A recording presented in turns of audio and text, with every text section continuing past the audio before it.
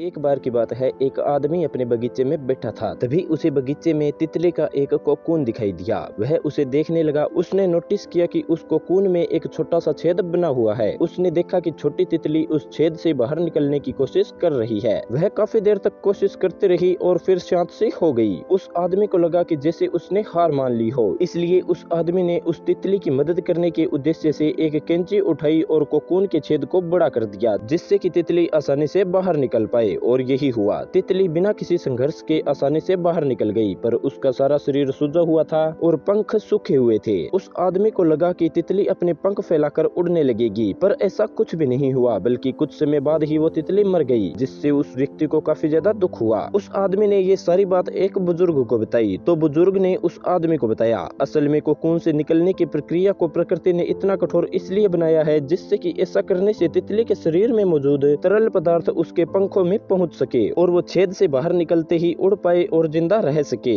लेकिन तुमने उसकी मदद करके सामान्य प्रक्रिया को तोड़ दिया, जिससे कि वो तितली मारी गई। ये कहानी हमें सिखाती है कि हमारे जीवन में संघर्ष ही हमें वो मजबूती प्रदान करता है, जिससे कि हम आगे बढ़ सकें। क्योंकि यदि हमें बिना संघर्ष के जीवन में कुछ मिलेगा तो हम अपंग हो जाएंगे, और यदि सफल भी हो गए तो ज्यादा समय तक सफल नहीं रह पाएंगे। इसलिए जीवन में आने वाले कठिन पलों को सकारात्मक दृष्टिकोण से स्वीकार करें, क्योंकि वो हमें मजबूत बनाते हैं, मजबूर नहीं।